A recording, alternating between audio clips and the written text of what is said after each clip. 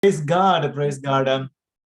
One of the reasons I invite people who minister, not just teachers, theologians, but mostly practical pastors and preachers in our theology, in our training program is we have wrong understanding of ministry in India. One wrong understanding is pastors behaving like superstars. That is not biblical. We need the humility. We all are called by the Lord. As we heard yesterday, every single one of us, there's no Brahmanism in Christianity. There is no hierarchy for God to use. God can use the one who doesn't know anything if they have connection with God. I know every one of us, each one of us, God can use. God can use very powerfully. That's the one reason I specifically bring in. It is not given to some specialized people. The ministry is given to all of us, but the only thing is we have to receive it by faith, and we have to have the humility of Jesus, and we should live in humility.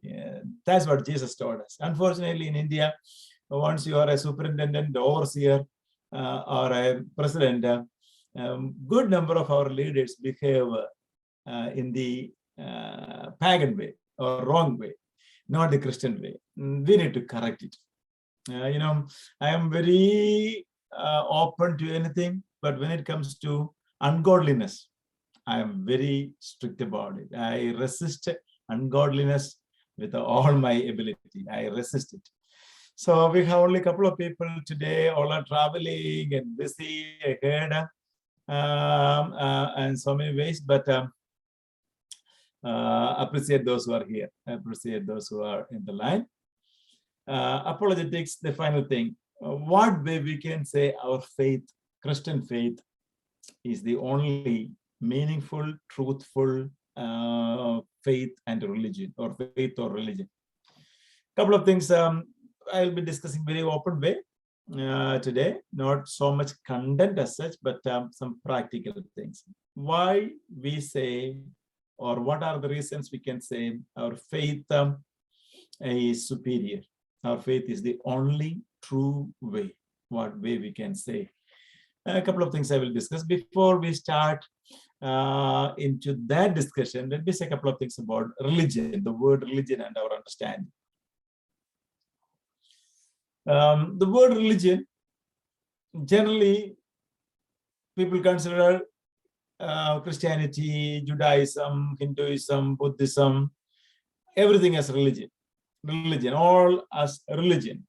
In one way, all the paths or all the approaches people take to connect with the supernatural, connect with the power beyond. Why I say supernatural and power beyond? Because in some religion, the God concept is very different. Some religions, for example, Buddhism, or Zen Buddhism, or Taoism, or Confucianism, and they all have different aspect of God, but they don't even mention the name God. But they also want to connect with something. Connect with something. It says, some of our pastors preach, convention preachers preach, or evangelists preach, you all have religion, but ours is not a religion. Christianity is not a religion.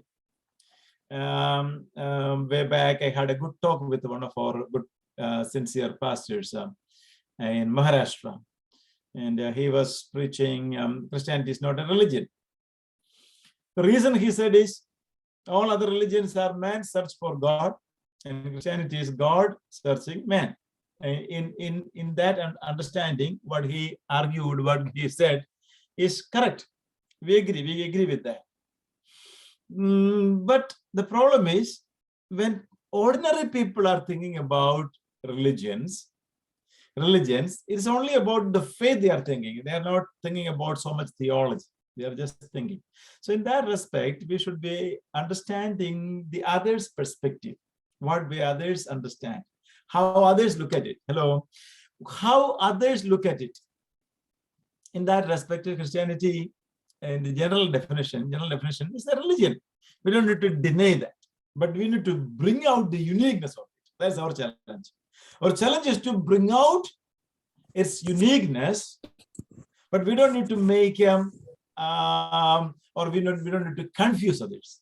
Avoid confusion. When we say we are not Christianity is not a religion, it's only a relationship, people get confused. People think like we are just making some claims. So we need to be very careful and avoid confusion.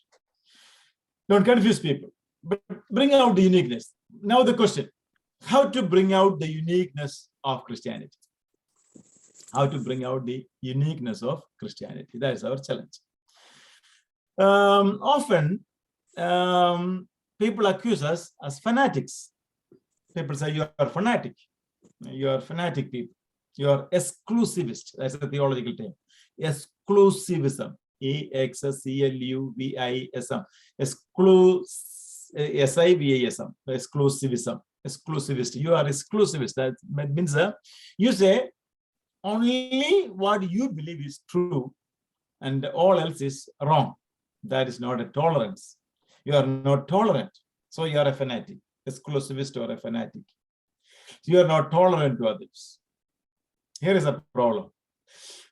What makes us that intolerant people? What makes us that exclusivist? What makes us fanatics? What is the key issue? That's our search today. What really makes us continue as fanatics, exclusivist, intolerant to other faiths? Are we tolerant to other faiths? Practically, we don't want to kill them. We don't want to attack them. But theologically, by faith, we say what you follow is not true. And what we preach is true. Why do we say that? That's our question. Quote unquote. Why do we say what we believe is true and others believe is false? That's the thesis. That's the question. That's the key thing we are discussing today. What is that thing? Exclusivism comes from where? Is it because we are exclusivist? Is it because our church is exclusive? Is it because our fundamental doctrine is exclusive? From where that exclusivism comes? Or are we just making it? Are we just saying we are exclusive? From where that exclusivism comes to our attitude. In modern Christianity, most of us we are evangelical Christians or Pentecostal Christians. We come from spirit-filled background. We believe the word of God and all those things. So we are from that evangelical extreme wing. We are.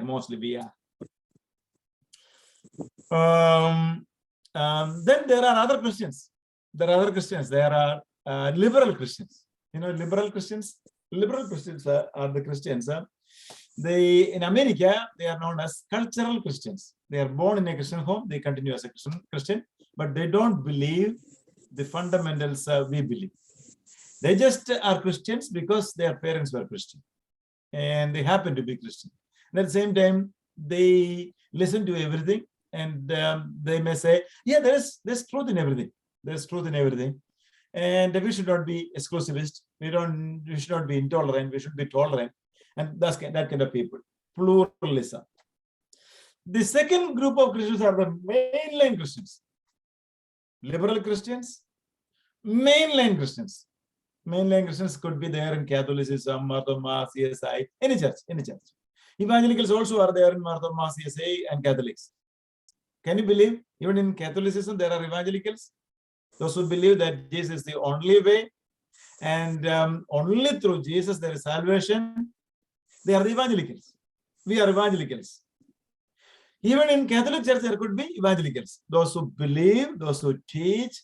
One father, Catholic father from India, he came to US and he preached in universities that Jesus is the only way. He was preaching more powerfully than a Pentecostal church.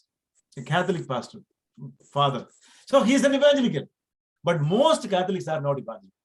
Most Catholics are not evangelical. So there could be anybody. Most Catholics are liberal. They say, we are born as Catholic, so we continue. You are born as a Hindu, you continue as a Hindu. So they don't want to evangelize. Evangelicals want to evangelize. Evangelicals want to see others converted. If a Catholic priest is preaching to people that Jesus is the only way and you should convert to Christ to be saved, he's an evangelical Catholic. If a Marthoma priest is preaching that Jesus is the only way, unless you repent and become a Christian, follower of Jesus, you cannot be saved, he's an evangelical. Same way, if we preach the same gospel, the full gospel, and ask the people to be converted, they are an evangelical. Most of us are evangelical. Mostly all of us are evangelical. Now, recently, even among Pentecostals, there are some liberals. They don't believe that Jesus is the only way, but we believe so. Our question, one more time. Our question, from where our exclusivism comes? This call for conversion comes from where it comes.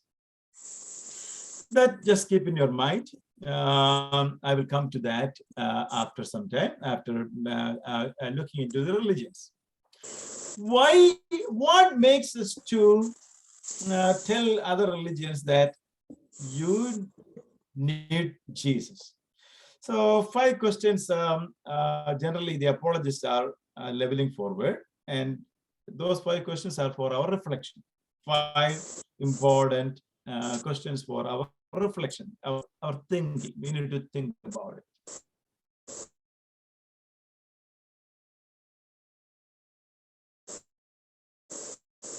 Truth, or is there truth in other religions? The first question. For our example, because we are in India and we are more interacting with Hinduism, we will take Hinduism as an example. When I was teaching about Hinduism, I said Hinduism has got so many strands, so many different thinkings are there. But the uppermost or the topmost Hindu philosophy is the Vedanta, or that which derived from the Vedas, the Vedic, the Vedanta philosophy. In the modern period, Ramakrishna Paramahamsa and Vivekananda and then Gandhi, and they are the modern proponents of Hinduism. The one who made Hinduism most popular is Gandhi. So Gandhi is known as the father of the nation. The number 1 mission was for promoting Hinduism. Gandhi is the one who made Hinduism popular all over the world. He is the one person practically did something for the nation. He lived very differently and preached Hinduism. So he is the most known Hindu, or he made Hinduism most popular. Though the RSS didn't like it. Though one of the followers of RSS killed him, Gandhi is the top Hindu proponent. Then before him is the Vivekananda. Vivekananda's guru was Ramakrishna Paramahamsa. So Hinduism, they all say Vedantic philosophy as the top philosophy. What is Vedanta? Vedanta is saying, in essence, there's only one God. There's only one God. So when Vedanta speaks monotheism, we will feel like we are preaching the same thing. We are also saying the same thing, monotheism. There's only one God. Brahman is one. They always say Brahman is one. But they add something more. Aham Brahmo Asmi. In me, Brahman is there. I am also Brahman. Tat Tum Asi. You are also Brahman. Thou art that. You are also same thing. So monotheism in essence, but it goes to pantheism. Pantheism is God is everything and everything is God. Quote and unquote. God is everything and everything is God. And then they say God is one. So that is a very complicated understanding. That is Vedantic philosophy. So how can creator and creation be one? It's a circular thing. It's a circular thing. Contradiction and non-contradiction how can they exist together? How can both exist together? So we say there's a problem in Vedantic philosophy.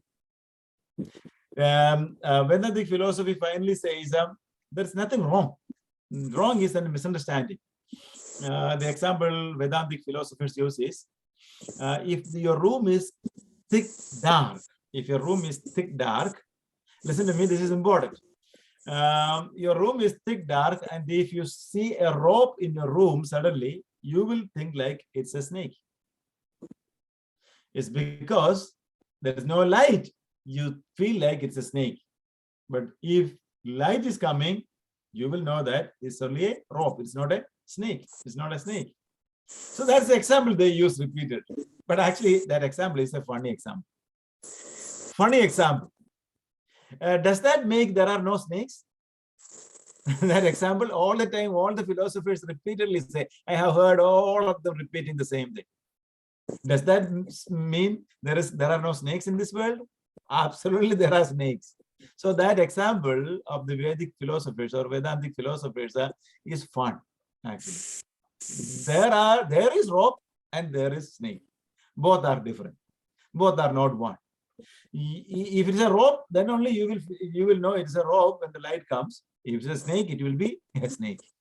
It will be a snake. So that example is funny, and we ignore it, and we say snake is snake and rope is just rope. So that Vedic philosophy, Vedantic philosophy, the pantheistic aspect is a contradiction. When they say contradiction and non-contradiction exist together, truth and wrong exist together. There's no wrong, in fact, in Vedantic philosophy. But at the same time, Vedantic philosophy, when it comes to advising people, they say karma is there, karma. And depending on your karma, you will be born and reborn and reborn. And only when you do sanctified life, the end of merging in the Brahman happens. So samsara, escape from the samsara happens. So how much karma is good enough? Is a big question. How much karma can avoid you from another birth as a being, one of the beings, human or animal or a bird or fish or things like that? What way an animal can do the karma? These are all big questions, big questions. So within the philosophy, the essence of truth, they themselves nullify by their wrong examples. They nullify by their wrong examples. Practically asking people to do karma, but karma at the same time, one example, you find a person dying in water. You find a person dying in water. Can you save him according to Hinduism? But karma says he is suffering because of his karma. So if you are getting involved, you are breaking his karma, the result of karma. So you are the spoil sport player. You are playing the spoil sport. So can I help that person? Can I save a person? So those kind of practical questions against this philosophy makes it untenable. It's not easy to follow. It's very difficult to follow. Just I'm taking the example of Hinduism. Similar things we can take for any religion, and you can argue. So are there good in Hinduism? Absolutely yes. Absolutely yes.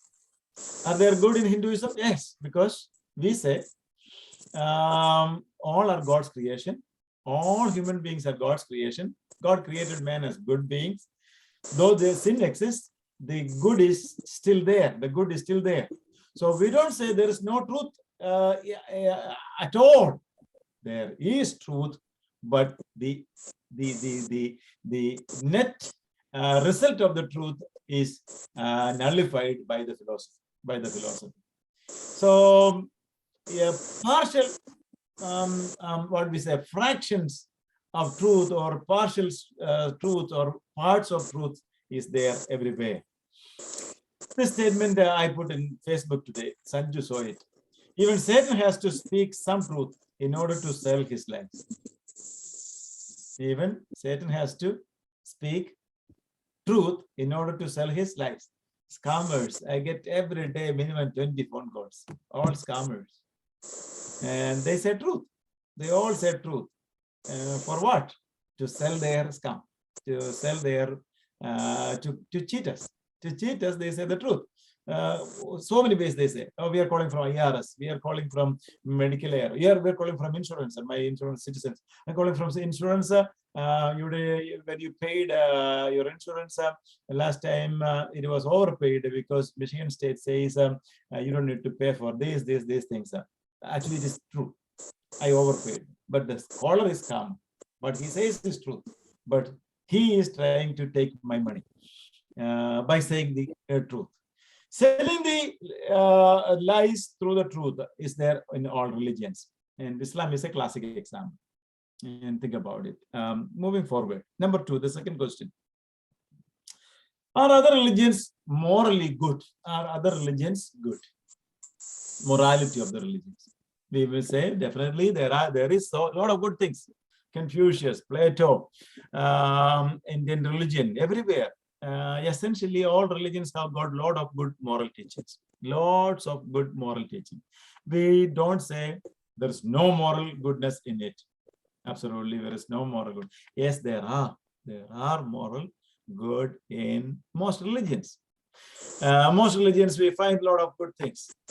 But our question is, how much of the good, the morality, sorry. See, another scammer calling. He said, I don't know, my number became very popular because some of the programs I am involved here, they put my phone number in their website and all the scammers got it. Coming back, the goodness in the religions, the morality of the religions, what makes them, what is the motivation for that morality? Is it to reach the goodness of God, or is it to get out of something they do, the morality? It's a big question. So sometimes when we say there is no good in them, we are making a mistake. Absolutely, there is good. Why there is good in them? Because they are also God's creation. Number 2, only when people sell good, human heart will be attracted to it. Human psyche will be attracted to it. So think about the goodness of Hinduism. Absolutely, there is. There are lots of good things in the teaching. Buddhism, they also teach a lot of good things. But what is the motivation for that? Think about it. I mentioned a little bit of it when I was teaching about the religions. The goodness. The next question will answer this. And next question, when we discuss, they will get a little more helpful. The third question, moving from, are there truth in them? Are they good? Then third question, are other religions salvific, or are they saving people? Salvation. When it comes to salvation, are they salvific? Are they offering salvation? Are they saving people? Here is the litmus test. Litmus test. What is the salvation? They say. What is salvation? The meaning of salvation in religions. Religion. What is the salvation? Example, Hinduism merging with the Brahman by karma. If you merge with Brahman and your existence is lost, can we say it's salvation for you as an individual? Hello. When you lose your complete identity, if you are lost forever, called nirvana or samadhi, is it salvation for you? What way is salvation for you when you lose your identity? You are no more there. Your existence is no more there. Your identity is gone. So is it salvation for you, or is it salvation for God? So it's more a salvation for God than a salvation for you.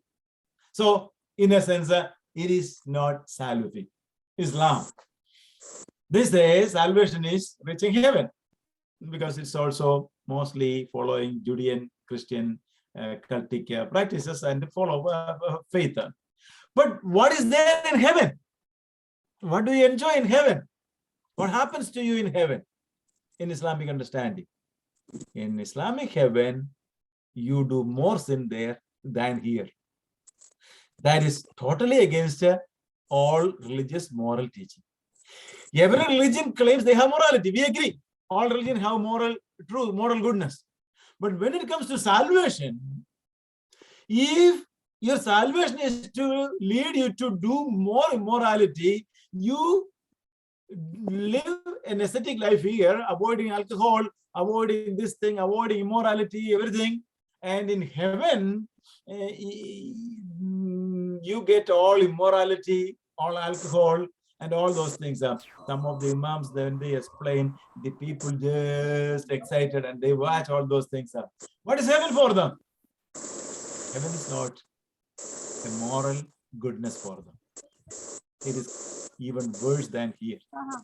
So the guilt of man, how can it be taken out by doing more sin? And more sin, more immorality, more alcohol, and all those things help you to get rid of your guilt? No, it will only go worse. So it's all darkness. So salvation, is there salvation in Buddhism? There's no salvation. When it comes to salvation, Buddhism is, as I told you, nirvana. They also say the nirvana, samadhi. So samadhi, when you lose all your existence, is it salvation for you or salvation for God? It is salvation for God. So it is not salvific. That's our crystal clear litmus test to check the religions. Number 4, are other religions educational for us? Educational. Are they educating us in anything? Can Christians get education from other religions? Think about it. Because of our time, I am not explaining so much. A lot of illustrations I need to use. I'm not explaining. Educational. Of course, studying them is good. Educational. In one respect, it is educational. In what respect? If you don't know what is death, you will not know what is the importance of life. To know the importance of life, you should know the death. To know the importance of light, you should know what is darkness. If you have never experienced darkness, you will never know the importance of light. It is educational in the sense to help us understand our religion, our faith, the light in our faith. You should know the darkness in other places. Comparison is for comparison, educational comparison. Human psyche understands things by comparison. So one place of, not one place, Nepal, the original Hinduism or the older day Hinduism is practiced in some part of Nepal. The animal sacrifice is continued. Am I true? Animal sacrifice, they kill animals and sacrifice. Have you heard of it? Every year, thousands of animals are sacrificed. I forgot the exact place in Nepal. Yes, it is there, sir. Yeah. So they are practicing the older Hinduism. When I was in West Bengal, I lived in West Bengal for 4 years. Every day, the newspaper brought at least one human sacrifice. One child is sacrificed to Kali or things like that. The way the Hindu will deny it, but in the real Hinduism, it is there. It is there. What educational quality is there in that original practice of human sacrifice? Hinduism, can Hinduism deny the Tantric Hinduism? I mentioned to you. What is Tantric Hinduism? Tantric Hinduism, for a Tantric to get more power, he must do human sacrifice. A real Tantric. Tantric religion is practiced in some part of Madhya Pradesh, Maharashtra, so many places. Tantrics, how Tantrics can get more power? Either they should involve in raping minors or killing people. Human sacrifice. That is Tantric religion. Can Hinduism say it is not Hindu? It is impossible for a Hindu. Can Hinduism deny Tantric religion? Tantric Hinduism? They cannot, because it is a combination. But a normal, ordinary Hindu, he doesn't know any of those things. They are good people, wonderful people. But Atharva Veda is there among the 4 Vedas. Atharva Veda is black magic. Black magic. It is involved in that. From there, developed the Tantric religion. Please read more about the Tantric religion, Tantric Hinduism, where tantrics are using the tantras, or tantras. And tantras could be anything, like a taqiyya in Islam. The taqiyya in Islam, in Tantric religion, tantra, for your good goal, you can use any wrong means. You can use any wrong means for your good goal. If your end is good, you can have wrong means. Evil is not evil, because even Vedanta made it clear that the wrong is only an illusion. It's only an illusion, because you don't have the light. You don't have the enlightenment.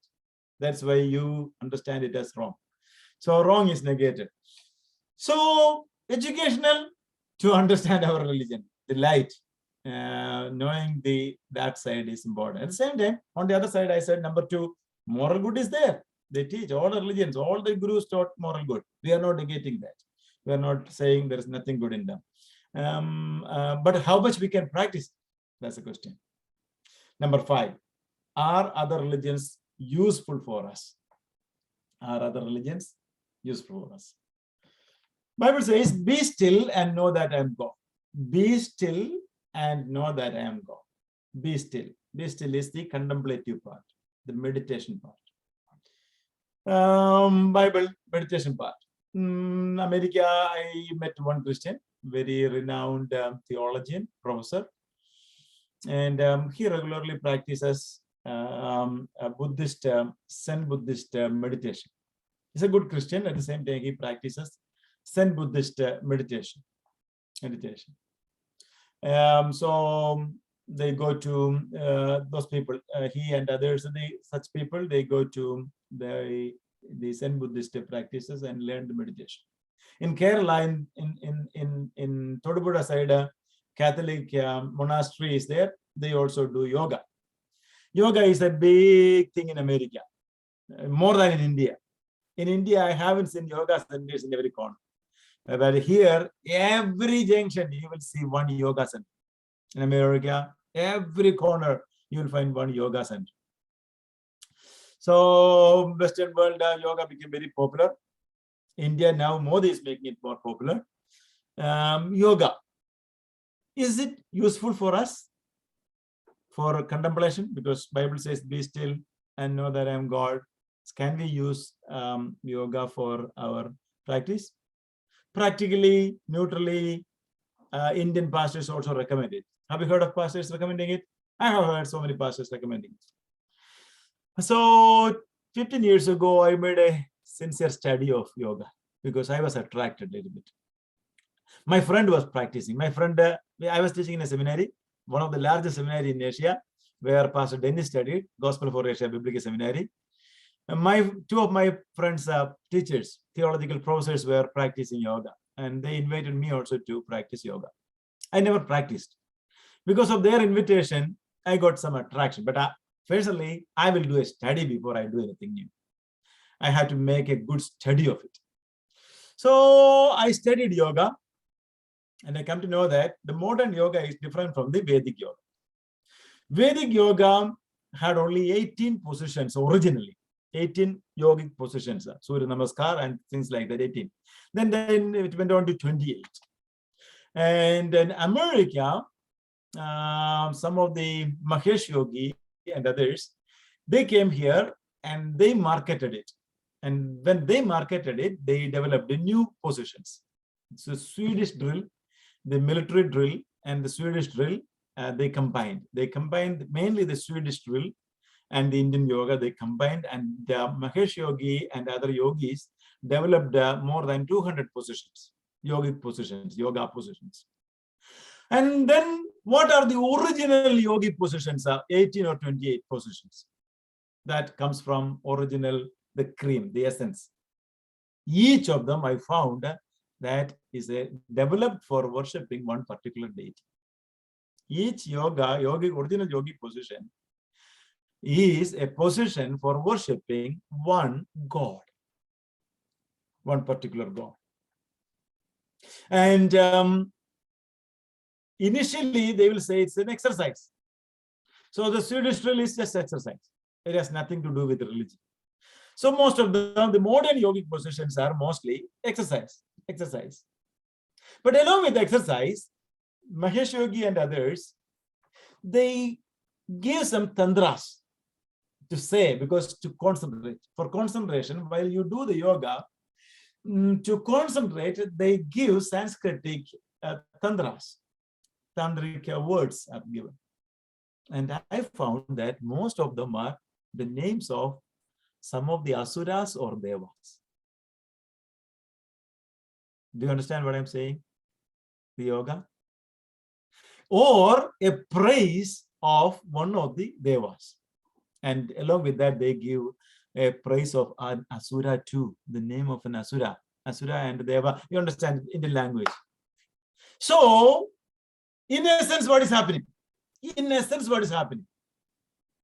In a sense, if you are not thoughtful enough, if you are not careful enough, you will be praising a pagan deity. And you will be using, example, Surya Namaskar. What is that? You are worshipping the sun, worshipping the sun. But the modern positions, that which borrowed from the Swedish drill, they may not have it. But when your child is going to yoga, the yogic guru will be giving, if the child is not doing the yoga very well, along with the drill, along with the exercise position, they'll be giving some tantras. If you are not wise enough, that tantra may be a worship of a deva or an asura. It could be. Am I saying yoga is completely wrong? No, not at all. I'm not saying yoga is completely wrong. But if you are not careful, what can happen?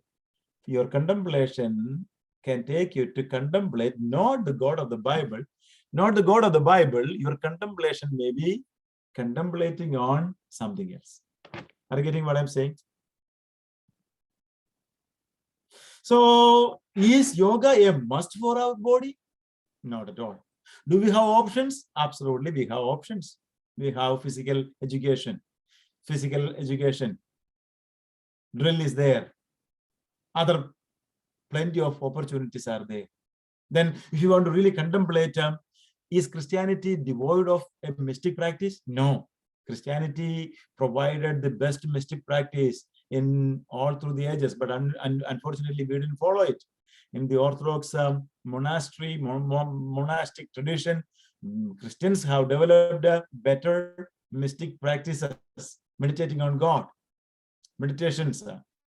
And please read Bernard of Clairvaux, plenty of mystics, Bernard of Clairvaux and Eastern Fathers. They all provided thousands of pages of how to meditate on God. In one book I mentioned to you in the beginning of our theological program, Imitation of Christ by Thomas Kempis, they all provide a contemplation, how we can contemplate on Christ, contemplate on God. When we have plenty of diamonds within our tradition, should we go for finding something which could lead you to worship a pagan god? Be wise. I'm not saying practicing yoga is evil, but it can lead you to you. It can lead you to you. So pastors recommending yoga, I need to train the pastors first. I need to tell pastors these problems are there. Be wise. If you are selecting only those drills that Mahesh Yogi borrowed from Swedish drill or American military drill or Americana. Americana is an American version of martial arts. Americana. I got a training in that when I was working in the corrections department. So they also have got a lot of training. The American Marines are best in that. American Marines, the best in the world. They follow the Americana. No religious connotation. A lot of things are there. Mahesh Yogi included everything. Those things are there. But the liberal Christians, they have no problem in even using the mantras and tantras. So mantra, what is mantra in Hinduism? For us, mantra is anything. But in Hinduism, what is mantra? Om is a mantra. Oh, it's a mantra. Please research it. Do a Google it and find out the meaning of Om or Omkar. Things like that. It's a mantra.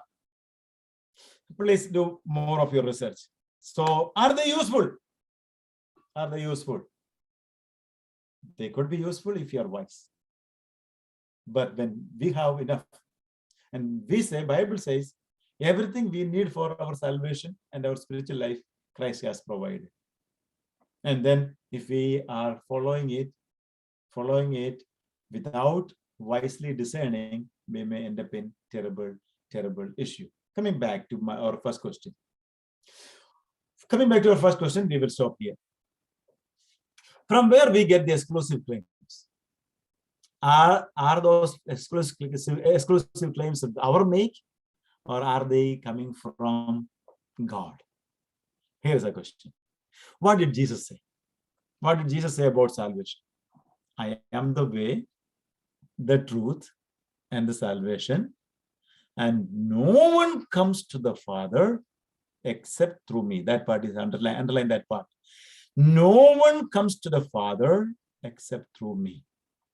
Jesus said, I am. Repeatedly, he uses the I am saying, I am. You know what's the meaning of the word Yahweh? People make a big mess of it these days. Yahweh or Yehovah. In Hebrew, it is 4 letters. In English, we can say, you didn't study Hebrew, YHWH. From where they got that YHWH? Bible says in Malayalam and Hindi and English says, God, Lord God Almighty, revealing his name as Yahweh, Yehovah. Actually, God is not saying that Yahweh, YHWH, as a name like we have. God doesn't need a name. Actually, God doesn't need a name exactly. But God, for our sake, he says, use this name. Use this name. From where that God derived? That simply derived from I am that I am. The first letters of I am that I am in Hebrew language. YHWH. 4 letters. So what is the real meaning of Yahweh? The one who exists without the help of anyone else. I am that I am. Only God can say that. Only God can say, I am that I am. So Yahweh, Yehovah, how do we understand it? It is for our sake. God says, yeah, I am Yahweh. When God says, I am Yahweh, God says, I am that I am. That means I am the God who don't need anyone's help. I exist without depending on anything else. That's the meaning of Yahweh. When Jesus says, I am, what does that mean? He says, I exist without the help of anyone. So the same Yahweh who revealed in the Old Testament is revealed in the New Testament. Jesus is the same Yahweh. Hello, are we understanding? Most Christians think the Yahweh is the Father and Jesus is the Son. No, not at all. Not at all. Jesus is equal with the Father. So Jesus is Yahweh and Father also is Yahweh. Holy Spirit also is Yahweh. Jesus is Yahweh. Father God is Yahweh. Holy Spirit is Yahweh. That is the attribute of God. And Jesus says, I am. And Jesus makes all claims. Jesus says, I forgive sins. Your sins are forgiven. In the entire history, no one ever said, I forgive your sins. Only Jesus. All the claims of Jesus. When you read all the 4 Gospels, listen to me very carefully. When we read all the 4 Gospels, more than 100 claims Jesus is making. So our exclusivism is not from us, it is from Jesus. When we are blamed by the world as fanatics and exclusivists, actually We are just carrying the claims of Christ. We are mail carriers. We are just carrying the claims of Jesus. But unfortunately, the world, they will not say Jesus is exclusivist, but they will say you are exclusivist. No, we are not exclusivist. We are just carrying the claims of Christ. Every exclusive claim of Christianity comes from Jesus. Every claim, every fanatic claim.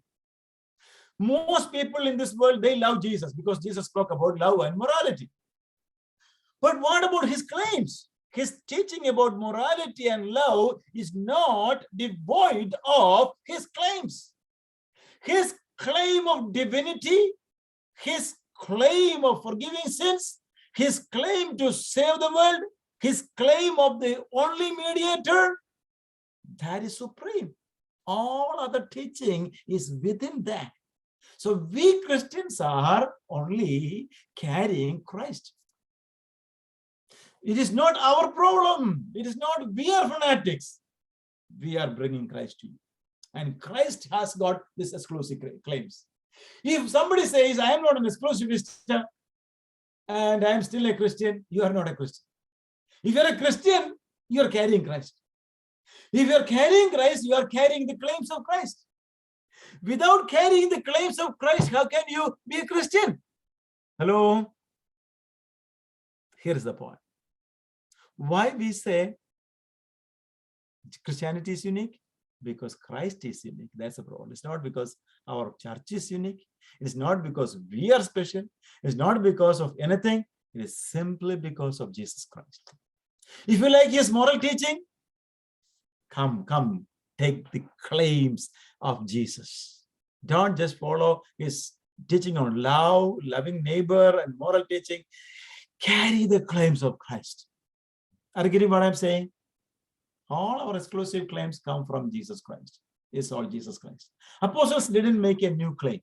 It all comes from Jesus Christ. It's all come from Jesus Christ. Every claim of Christianity comes from Jesus Christ. And that makes it unique. No teacher ever claimed it. Buddha never claimed it. Confucius never claimed it. Tao never claimed it. Muhammad never claimed it. Jesus claimed it. It comes from Jesus. It's not from church. It's not from us. It's not because we have something special. It is simply because Christ did it. So our exclusivism is the exclusivism of Jesus Christ. Our fanaticism is the fanaticism of Jesus. And that's why the Jews killed him, because he was a fanatic. Jesus was a fanatic. Jesus was an exclusivist. Jesus made all these claims. And that is the reason why the people of the day killed him. And we are just mail carriers. We are just carrying that message of Jesus, that claim of Christ, because we want to follow him. We want to follow him. That's the only reason. In that respect, all religions in this world, none of them come any way closer to this faith in Christ, carrying Christ with his claims. So the uniqueness of Christianity is the uniqueness of Jesus. The fanaticism of Christianity is the fanaticism of Jesus. The exclusivism of Christianity is the exclusivism of Jesus Christ. Most people love Jesus, but they don't like Christianity because they don't know the claims of Jesus. Nobody taught them the claims of Jesus. Preach the claims of Jesus and they will hate you. They cannot kill Jesus one more time. He is with the Father. But they can kill you. But don't worry about it. Jesus promised us much more than this world can do. So this is about our overall summary of Christianity and religions, Christianity and cults, Christianity and secularism, Christianity and all. So everything goes back to Jesus Christ. Christ is everything. Christ is at the center. There's a song in English. It's a new chorus people sing. Jesus be the center. Keep Christ in the center. Just preach Jesus. Don't make people think like you are a superhuman. No. Lead people to Christ. Take everything to Christ. Everything to Christ. Christ. Jesus. Prefer Jesus. caught Jesus. Go back to Jesus. And as much as we have Jesus in us, that much fanatic we will be. I'm a fanatic. I'm an exclusivist. I'm not tolerant to everything. I'm not tolerant to even the degeneration within our church. I cannot tolerate all those things because Jesus needed. Jesus went to cleanse the temple. We also need to cleanse our temples often. We need to take the whip and cleanse. Often we need to. First inside, then outside. So here ends our teaching for today, and next Tuesday I'll continue the Old Testament introduction. 3 or 4 weeks we will complete it, and then exam. 40% from the assignment I already gave you, 60% from the final exam. Don't worry about those things. Do the best you can. We want to serve Christ. How do we serve Christ? With zeal. With zeal. Lazy people cannot serve Jesus. Jesus need what's the reason Judas betrayed Jesus? Because at times he was leaving Jesus for his own business. He was not among the others. He was unseen sometimes because he was doing multitasking. When we serve the Lord with all zeal, and God will help us. Take Christ in everything, and God will help us. So come on, ask questions.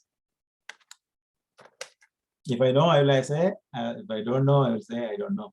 Please ask questions.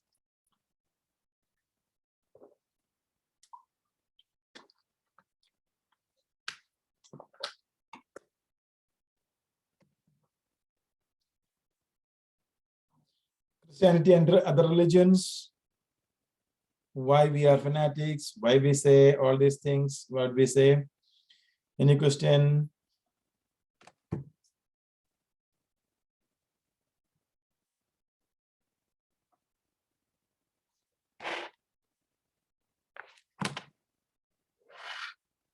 More theology we'll learn in the course of time. This is only first semester. We will grow from here. We will further. I am not telling everything here. The following semesters we will learn more. No question. We will wind up here. Thank you, everyone. Thank you.